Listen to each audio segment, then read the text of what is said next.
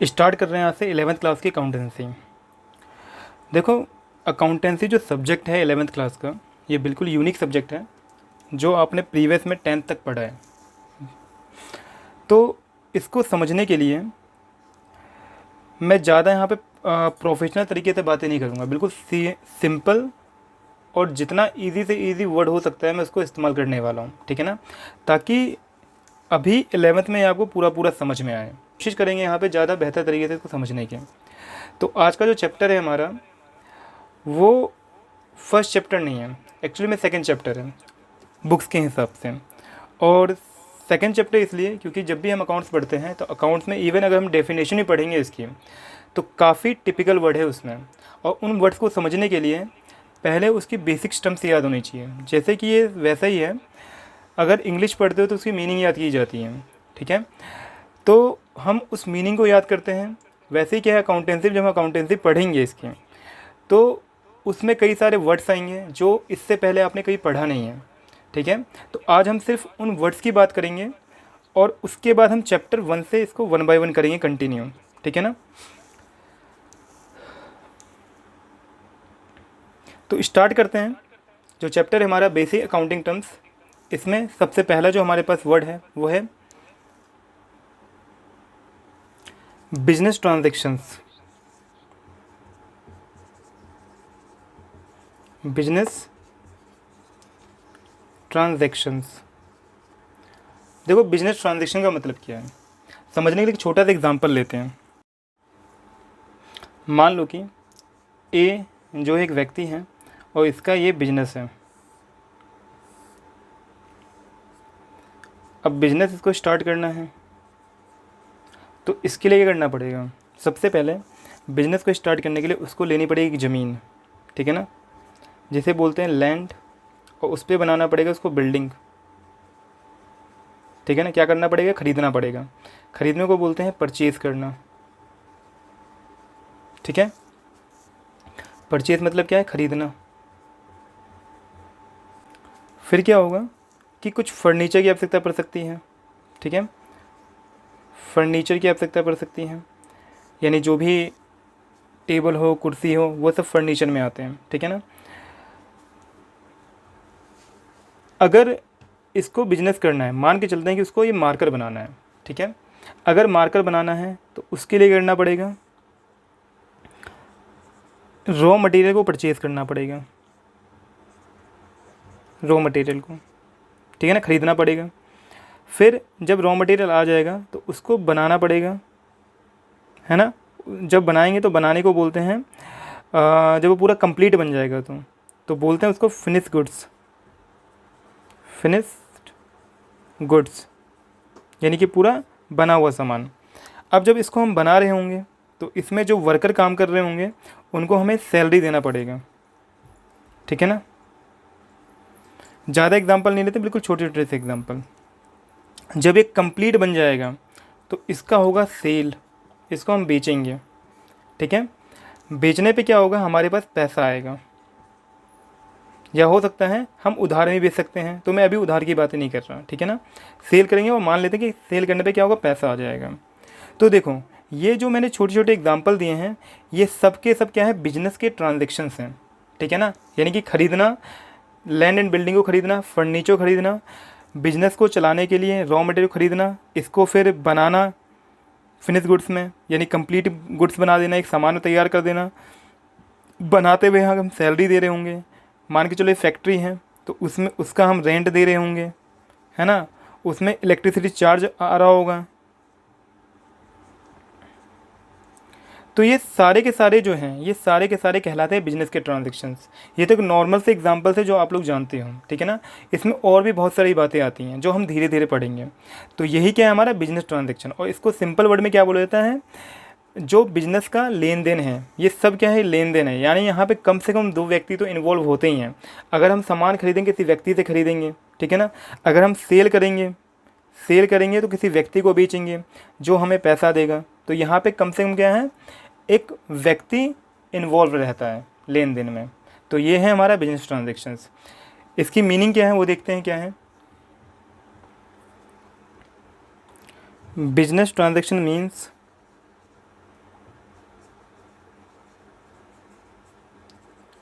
means if financial transactions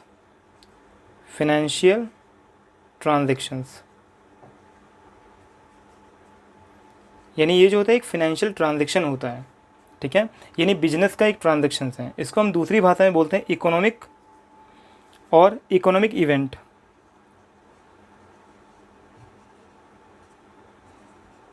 economic event हम उसे बोलते हैं जो पैसा अर्न करने के पर्पज़ से किया जाता है, ठीक है ना। तो बिजनेस ट्रांजेक्शन्स क्या है, एक फाइनेंशियल ट्रांजेक्शन है या इकोनॉमिक इवेंट है, ठीक है। इंटर्ड बाय 2 और मोर पार्टीज, यानी इसमें 2 या 2 से ज़्यादा पार्टीज़ होती हैं, ठीक है। तो ये हमारा क्या होता है, बिजनेस ट्रांजेक्शन्स होता है। कई सारे एग्जांपल लिख सकते हो आप, जैसे कि एग्जांपल लिखते हैं,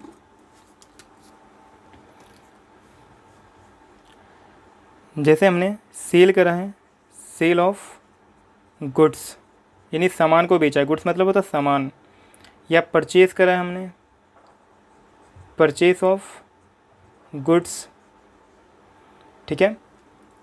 रेंट पे करा है, रेंट पेड किया है आपने, ठीक है। सैलरी पे करा है,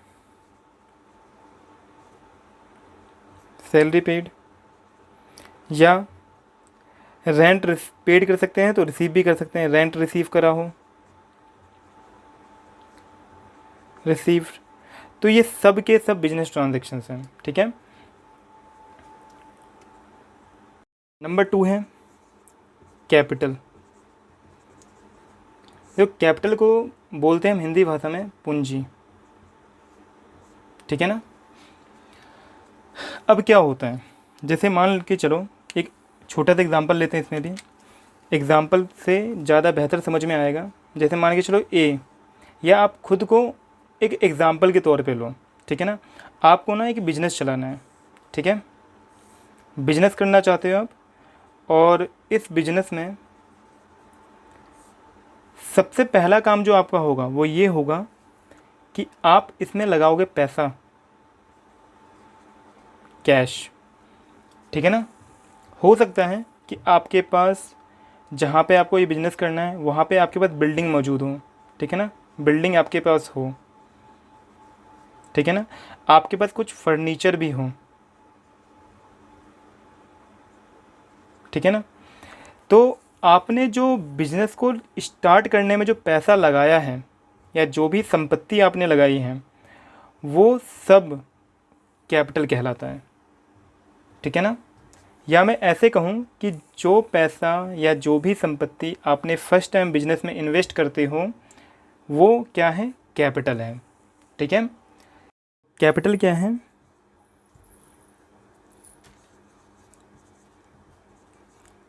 capital is the amount invested, यानी इन्वेस्ट किया जा रहा है, invested in an enterprise by the proprietor। देखो क्या मतलब है इसका, इसका मतलब है कि कैपिटल वो अमाउंट है जो हम इन्वेस्ट करते हैं इंटरप्राइज यानी कि बिजनेस में, ठीक है ना। इंटरप्राइज का मतलब क्या था, बिजनेस में, बाय द प्रोप्राइटर। प्रोप्राइटर मतलब क्या होता है, मालिक, यानी जो बिज़नेस चला रहा है। ये मालिक भी हो सकते हैं और ये पार्टनर भी हो सकते हैं, ठीक है ना। पार्टनर तो समझते ही हो क्या होता है, तो ये प्रोप्राइटर बोल लो यानी सिंगल मालिक होता है, या पार्टनर्स यानी 2 या 2 से ज़्यादा व्यक्ति जब एक काम को एक बिजनेस हो रहे हैं तो वो पार्टनर्स कहलाते हैं। तो सिंपली कैपिटल क्या है कि वो पैसा जो इन्वेस्ट किया जाता है इंटरप्राइज में यानी बिजनेस में, किसके द्वारा, मालिक के द्वारा या पार्टनर्स के द्वारा, तो उससे बोलते हैं हम कैपिटल, ठीक है ना। जैसे कि मान के चलो कि भाई ये बिज़नेस चलाना है और बिज़नेस में हमें ज़रूरत है 1 लाख रुपए की, तो ये 1 लाख रुपए क्या होगा, कैपिटल होगा। ये क्लियर है बातें। नेक्स्ट है हमारा ड्राइंग्स। जैसे कि हमारा बिजनेस है, और बिजनेस में क्या होता है नॉर्मली कि मालिक जो होते हैं ना, वो कभी कभार अपने खुद के काम के लिए, यानी पर्सनल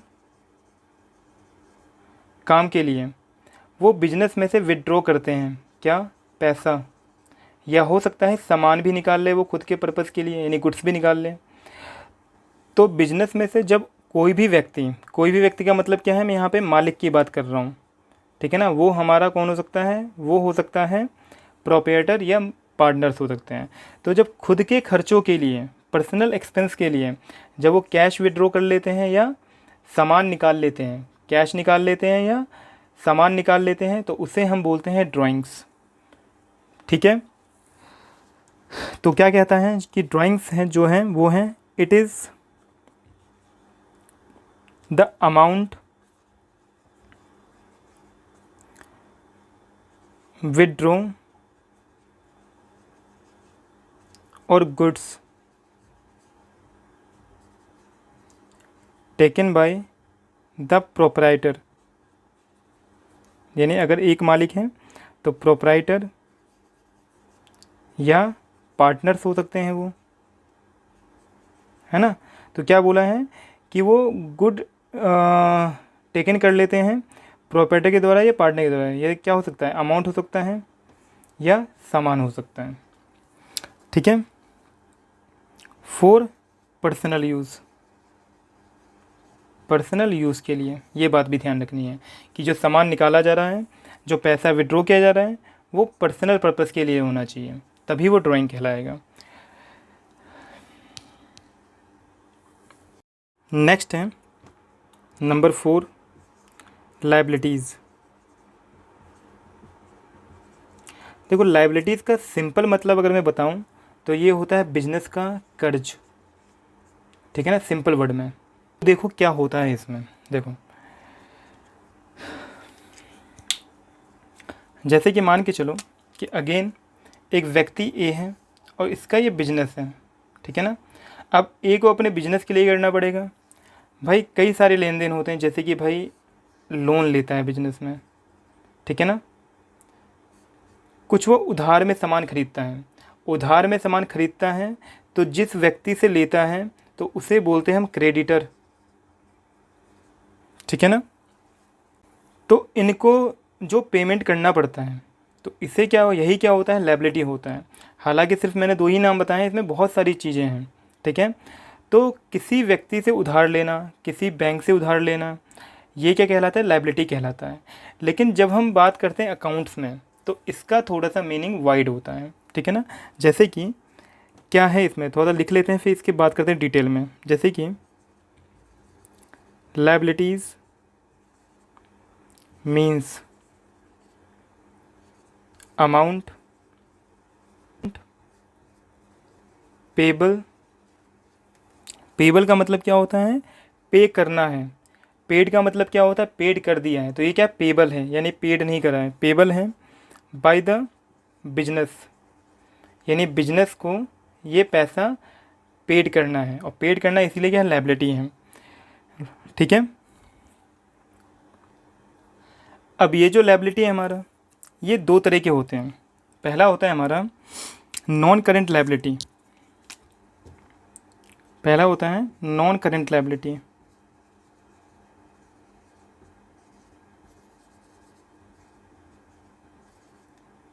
देखो नॉन करेंट लायबिलिटी का मतलब क्या होता है, ऐसी लायबिलिटी जो हमें पे करना है लेकिन उस पे करने का जो समय जो है वो हमारे पास 1 साल से ज़्यादा का है, ठीक है। यानी कि पेबल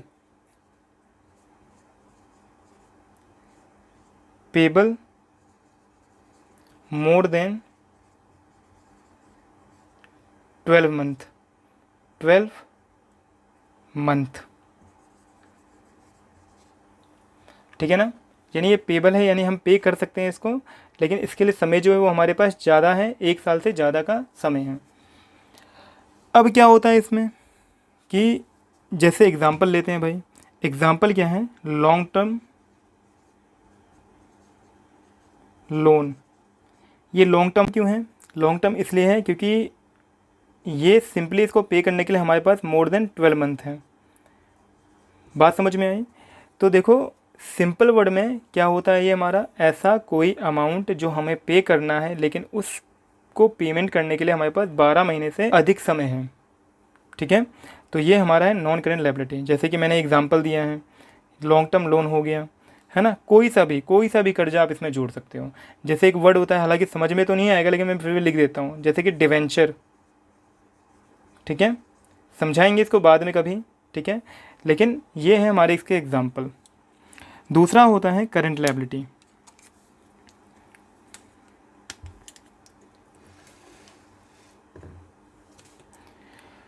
नंबर 2 है करंट लायबिलिटी।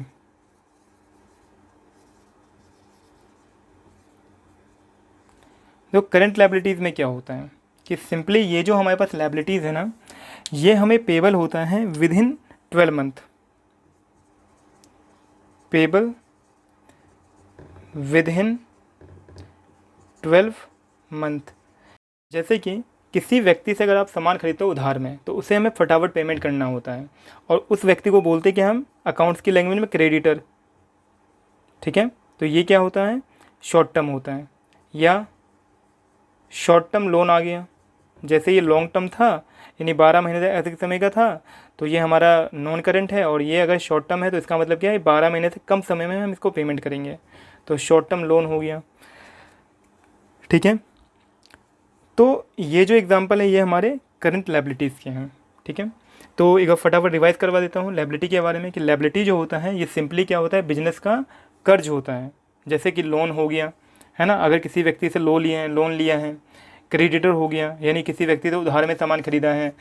ठीक है, तो क्या होता है कि liabilities means amount payable by the business, यानी बिजनेस को पेमेंट करना है ये, और बिजनेस को अगर पेमेंट करना है तो इसे क्या बोलेंगे, हम लायबिलिटीज़ बोलेंगे। क्लियर है बातें?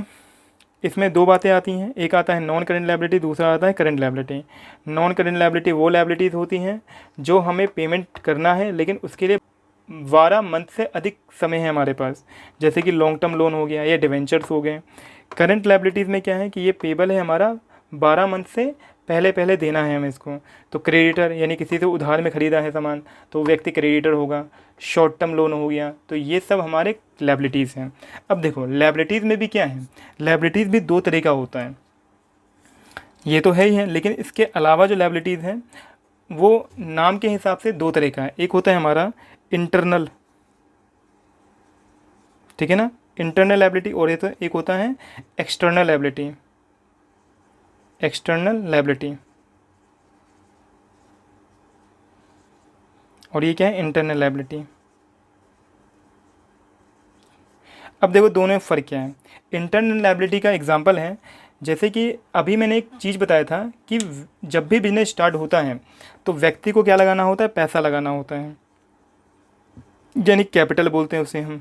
ठीक है ना, ये कैपिटल जो होता है ना, ये बिजनेस के लिए क्या होता है पता है, ये होता है लायबिलिटी, और इसे इंटरनल लायबिलिटी बोला जाता है। देखो जब भी हम अकाउंट्स पढ़ रहे होंगे तो एक चीज़ समझना है कि जैसे कि मैं ए का एग्जांपल ले रहा हूँ, ए व्यक्ति है और ये उसका बिजनेस है।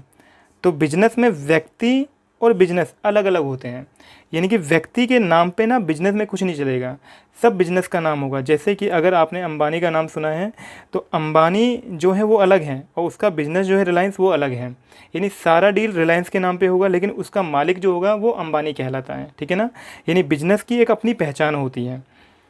तो अगर बिजनेस में कोई पैसा लगाया जाता है ना, जैसे कैपिटल लगाया, तो बिजनेस के लिए क्या है, वो एक कर्ज है, यानी आज नहीं तो कल उसको पेमेंट करना पड़ेगा मालिक को, राइट। तो ये इंटरनल लायबिलिटी होता है कैपिटल। और एक्सटर्नल लायबिलिटी में मान लो कि भाई क्रेडिटर है, ठीक है ना, या शॉर्ट टर्म या लॉन्ग टर्म लोन, ये क्या है, ये एक्सटर्नल होते हैं ये सारे। क्लियर है बातें? नेक्स्ट आता है असेट। असेट्स जो होते हैं इसे बोलते हैं संपत्ति। ठीक है, तो संपत्ति क्या है, संपत्ति जो है ये प्रॉपर्टीज़ है बिजनेस का। Asset are the properties, assets are the properties of business. यानी ये बिजनेस है, क्या होता है, प्रॉपर्टीज़ बोलते हैं इसको हम। बेसिकली ये हमारे पास 3 तरीके के हैं। पहला है नॉन करेंट असेट। देखो, नॉन करेंट एसेट जब भी आ जाए तो समझ जाना कि चाहे वो एसेट हो चाहे वो लायबिलिटी हो, इसका इस्तेमाल हो रहा है 12 महीने से अधिक समय के लिए। यानी ये वो संपत्ति है जो हम खरीदते हैं, जो हमारे पास होता है, लेकिन ये जो हमारे पास होता है उसका यूज़ हम करते हैं मोर देन 12 मंथ। ठीक है ना। तो यहाँ लिखता हूँ बिल्कुल ईजी वर्ड में, यूज्ड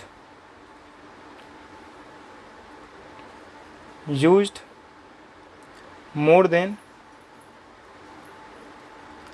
12 मंथ। ठीक है ना। यानी 12 महीने से अधिक समय तक हमारे पास होता है। जैसे कि इसके अंदर फिर इसकी कैटेगरी है। ठीक है ना। कैटेगरी में क्या है कि इसमें आता है सबसे पहले फिक्स एसेट। इसमें क्या आता है, नंबर 1 आता है फिक्स एसेट। फिक्स्ड एसेट में भी पार्ट है। इसमें आता है सबसे पहले टेंजिबल एसेट। देखो टेंजिबल एसेट क्या होता है, देखो ये वो संपत्ति होती है ना जिसको हम देख सकते हैं और टच कर सकते हैं। यानी कि सीधी भाषा में अगर बोला जाए, जिसका फिजिकल एग्जिस्टेंस होता है, फिजिकल एग्जिस्टेंस होता है, यानी कि ये भौतिक रूप से मौजूद होते हैं।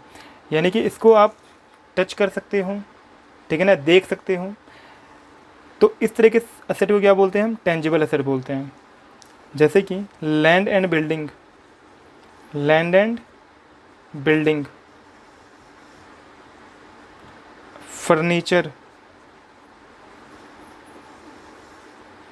ठीक है। और क्या हो सकता है, सोचो, आपके पास सामान होते हैं, यानी गुड्स बोल लो या स्टॉक बोल लो अभी के लिए, हालांकि दोनों में डिफरेंसेस हैं। तो स्टॉक हो गया हमारा सामान। आपका कंप्यूटर भी क्या है, एक संपत्ति है। ठीक है ना। अगर कोई प्रोडक्शन करने वाला फैक्ट्री है तो उसमें मशीनें लगी होंगी, ये 3rd और ये हो गया 4th मान लो, और ये 5th है हमारे पास मशीनरी। ठीक है ना। तो ये चीज़ें जो हैं इसे बोलते हैं हम टेंजिबल एसेट। यानी ये सारे एसेट हम देख सकते हैं, टच कर सकते हैं, यानी इसका फिजिकल एग्जिस्टेंस होता है। तो ये क्या है, टेंजिबल एसेट है। दूसरा होता है इंटेंजिबल एसेट।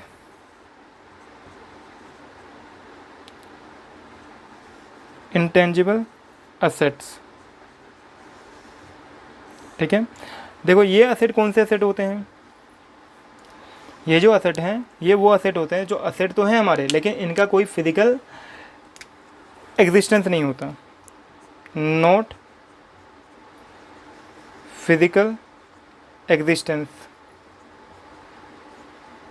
ठीक है ना। यानी इनका कोई भौतिक स्वरूप नहीं होता है। जैसे कि मान के चलो, जो सॉफ्टवेयर इस्तेमाल होते हैं वो क्या होता है, एक इंटेंजिबल एसेट है। ठीक है। Computer, software. लेकिन किसी व्यक्ति के लिए, किसी कंपनी के लिए ये क्या है, ये उसका एसेट होता है, लेकिन ये दिखता नहीं है। जैसे किसी व्यक्ति की जो पहचान होती है उसे बोलते हैं हम गुडविल। और ये भी क्या है, गुडविल क्या होता है कि ये भी एक इंटेंजिबल एसेट है।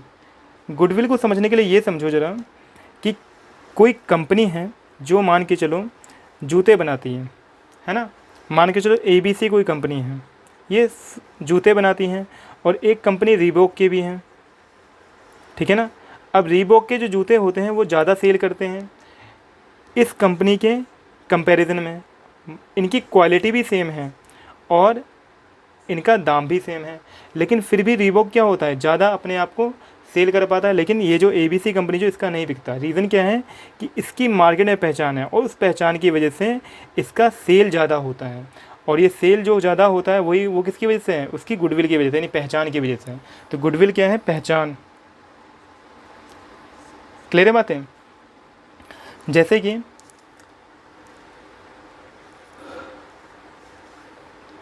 ट्रेडमार्क होता है, ट्रेड मार्क ठीक है। तो ये सब क्या है, ये सब इनटेंजिबल एसेट है, यानी इनका कोई फिजिकल एग्जिस्टेंस नहीं होता है, लेकिन ये संपत्ति है, राइट। दूसरा आता है नॉन करेंट एसेट के बाद करेंट एसेट, ठीक है ना। और ये क्या होगा, क्योंकि करंट है तो इसको यूज़ करते हैं हम विद इन 12 मंथ, यानी यूज्ड विद इन 12 मंथ, यानी इसका प्रयोग हम कर पाते हैं 12 महीने से पहले तक। जैसे कि इसमें आता है हमारा, जैसे हमारा जो कैश होता है, हमारे पास जो पैसा होता है कैश की फॉर्म में, ये क्या है, करंट एसेट है। जो बैंक है, यानी बैंक का जो बैलेंस है, इसमें भी क्या होता है, बार बार पैसा आता है जाता है, आता है और जाता है, तो ये भी क्या है, हमारा संपत्ति है, लेकिन एक करंट एसेट होता है, ठीक है। फिर है स्टॉक। स्टॉक क्या होता है, सामान जो आप रीसेल करने के पर्पज़ से यूज़ करते हो, तो ये भी क्या होता है, करंट एसेट होता है। डेटर, देखो डेटर क्या होता है, डेटर होता है वो व्यक्ति जिससे हमें पैसे लेने होते हैं। अगर हम किसी व्यक्ति को उधार में सामान बेचते हैं, उधार में, तो वो व्यक्ति हमें पैसे देगा और हम हकदार होते हैं लेने के, तो उसे क्या बोलते हैं, हम डेटर बोलते हैं, ठीक है। और भी चीज़ें हैं, लेकिन अभी के लिए सिर्फ इतना ही समझना है। करंट एसेट क्या है हमारा, कैश है, बैंक है, स्टॉक है, डेटर है, राइट। नेक्स्ट आता है नंबर 3 फिक्टिटियस एसेट। देखो फिक्टिटियस एसेट कौन से एसेट होते हैं, देखो इसको बेसिकली समझना ऐसे है कि मैं एक छोटा सा एग्जांपल देता हूँ, फिर ये समझ में आएगा। मान के चलो कि आपने एक कंपनी खोली है जूते बनाने वाली, जैसे कि ABC कंपनी का मैंने भी पीछे एग्जांपल दिया था। तो ABC कंपनी आपकी है और आपका सेल ना वो ज़्यादा नहीं होता है, क्योंकि आपकी कोई पहचान नहीं है, और पहचान नहीं है तो आप चाहते हो कि भाई मैं इसका ऐड करूं और ऐड करके मैं अपने प्रोडक्ट को प्रमोट करूं। तो आप जब इसमें ऐड करोगे, एडवर्टाइजमेंट करोगे, तो आपने ऐड करवा लिया कोहली से, ठीक है ना, कोहली से ऐड करवाया है, तो कोहली की मार्केट वैल्यू बहुत अच्छी है और इसको हर कोई जानता है, ठीक है ना। तो होगा क्या कि जब आप इससे ऐड करवाओगे तो भाई फ्री में तो करेगा नहीं, ये कुछ पैसे लेगा। मान के चलो कि आपने इसको पे कर दिया 10 लाख रुपए, ठीक है। तो ये जो खर्च किया आपने इस ऐड के ऊपर, ताकि आपका प्रमोट हो सके आपका सेल, ठीक है ना, आपकी कंपनी नाम कमाए, तो ये जो पैसा आप खर्च करोगे ना, ये क्या होगा, आपको लंबे समय तक बेनिफिट देने वाला है। तो लंबे समय तक बेनिफिट देने वाला है तो क्या करोगे, आप इसको अपना एक संपत्ति मान के चलोगे, राइट। और जितने वर्षों तक आप इसका इस्तेमाल करोगे ना इस ऐड का, उतने वर्ष तक इसे आप अपनी संपत्ति मान के चलोगे और धीरे धीरे इस खर्चे को राइट ऑफ करते जाओगे। जैसे क्या है, राइट ऑफ का मतलब क्या है कि जैसे 10 लाख रुपए आपने खर्च करे हैं, ठीक है, और आप मान के चलो कि इसको ना 20 साल तक आप इसके नाम को यूज़ करोगे, तो आप इस 10 लाख को ना 20 सालों में डिवाइड कर दोगे। 20 सालों में डिवाइड करने का मतलब क्या है कि एक साल का खर्चा कितना आएगा, आई थिंक 50,000। तो 50,000 क्या करोगे आप, हर साल इसको एक्सपेंस मानोगे आप अपना, और जितना आप नहीं मानोगे वो आपका असेट होगा। जितना नहीं मानोगे मतलब क्या है कि 10 लाख तो था आपका टोटल खर्चा, इसको आपने 20 साल में डिवाइड कर दिया, तो एक साल का खर्चा कितना है, 50,000 रुपये का आया। और इसको आप हर साल इसको क्या करोगे, एक एक साल में 50,000 रुपये अपने खर्चे में दिखाओगे। जैसे कि 10 लाख का है, अगर मान लीजिए पहले साल का बिजनेस है आपका, ठीक है ना, तो 10 लाख में से माइनस कर दोगे 50,000 रुपये, तो कितना बचेगा आपका, ये बचेगा 9,50,000 रुपये, ठीक है। तो ये 9,50,000 रुपये जो होगा ना, आप इसको अपना संपत्ति मानोगे, यानी फिक्टिटियस एसेट बनाओगे कितना, 9,50,000 रुपये को। कुछ बातें क्लियर हो रही हैं। फिर जब दूसरा साल आएगा, ठीक है ना, सेकेंड ईयर आएगा, तो आप इस 9,50,000 में से माइनस कर दोगे 50,000 रुपये को, ठीक है। तो दोबारा कितना बचेगा, अगली साल के लिए आप इसको दिखाओगे 9 लाख रुपये, है ना। तो हर साल क्या होगा, 50,000 रुपये आप माइनस करते चले जाओगे, और एक समय ऐसा आएगा 20 साल के बाद जब आपका ये जो संपत्ति है ख़त्म हो जाएगा। तो बात क्लियर है। अगर समझ में नहीं आया तो एक बार वीडियो को रिवाइंड करके इसको ज़रूर समझना पड़ेगा आपको, ठीक है ना, क्योंकि थोड़ा समझने वाला पॉइंट इसी में है। बाकी नॉन करेंट एसेट और करेंट एसेट ये तो बिल्कुल ईजी पॉइंट्स हैं, ठीक है। तो मैं इसके बारे में बता देता हूँ क्या है, लिख लेते हैं एक बार। Fictitious asset are those asset which are neither tangible nor intangible। देखो ये एसेट जो होते हैं ये टेंजिबल भी नहीं होते और ना ही ये इंटेंजिबल होते हैं, ठीक है ना। They are return of more than year, यानी ये क्या होता है, इसको हम राइट ऑफ करते हैं कई वर्षों में, यानी सिर्फ एक ही साल में इसको हम ख़त्म नहीं कर देते, यानी कि सारा का सारा एक्सपेंस हम एक ही बार नहीं दिखाएंगे बल्कि इसे हम टुकड़ों में दिखाएंगे, टुकड़ों में, यानी जैसे 50-50 हज़ार रुपये हमने दिखाया है, राइट। इसको एक बार बढ़िया से रिवाइज़ कर लेना। तो इसके एग्जाम्पल क्या है, एग्जाम्पल है हमारे पास एडवर्टाइजमेंट एक्सपेंस, ठीक है ना, सबसे बेस्ट एग्जाम्पल है ये एडवर्टाइजमेंट एक्सपेंस, ठीक है। तो एक बार फटाफट रिवाइज़ करवा दूँ मैं। देखो मैंने बताया है कि हमारे पास जो असेट होते हैं वो 3 तरह के हैं, नॉन करेंट असेट है, करेंट असेट है और फिक्टिटिव असेट है। नॉन करेंट असेट वो संपत्ति होती है जिसका इस्तेमाल हम बार बार करते हैं और इसको हम कई वर्षों तक इस्तेमाल कर सकते हैं। जैसे कि जो हमारे पास बिल्डिंग होता है, बिल्डिंग क्या होता है, बिल्डिंग हम एक बार ख़रीदते हैं और इसका इस्तेमाल हम बार बार करते हैं, ठीक है। करेंट असेट होता है जैसे कैश, बैंक, ये आते हैं जाते हैं, सामान जो होता है हम बेचते हैं फिर दोबारा बनाते हैं फिर दोबारा बेचते हैं, उधार देते हैं वो पैसा हमें मिल जाता है डेटर से, तो ये सब क्या है, ये सब करेंट असेट होते हैं हमारे ये। फिर आता है फिक्टिटिव असेट, ये वो संपत्ति होती है जो एक्चुअली में क्या है, हमारा एक्सपेंस है, ठीक है ना, ये ध्यान रखना, ये क्या होता है, हमारा एक्सपेंस होता है और ये वो एक्सपेंस है जो हमने किया है लेकिन इसका बेनिफिट हमें लंबे समय तक मिलता है। जैसे कि हमने कोहली से ऐड करवाया, 10 लाख रुपए दिए हमने, लेकिन इस 10 लाखों में सीधे सीधे एक ही बार में ख़त्म नहीं कर दूंगा। ख़त्म करने का मतलब क्या है कि राइट ऑफ करना, ठीक है ना, राइट ऑफ करना, रिटर्न ऑफ, राइट। तो इसमें से मैं 50, इसको अगर बेनिफिट मुझे 20 सालों तक मिलना है तो मैं इसको 20 टुकड़ों में बांट दूंगा, यानी 50,000 रुपये बांट दूंगा और हर साल में 50,000 ही दिखाऊंगा अपना एक्सपेंस, बाकी जो पैसा हमारा बचेगा इसको मैं दिखाऊंगा अपना फिक्टिटिव एसेट, ठीक है। तो ये जो है हमारे पास कुछ अकाउंटिंग के इंपॉर्टेंट टर्म्स हैं, नेक्स्ट टाइम पढ़ेंगे इसके नेक्स्ट टर्म्स। तो तब तक के लिए बाय बाय, और इसको फटाफट रिवाइज़ करते रहना है ताकि बातें क्लियर होती रहें, ठीक है ना।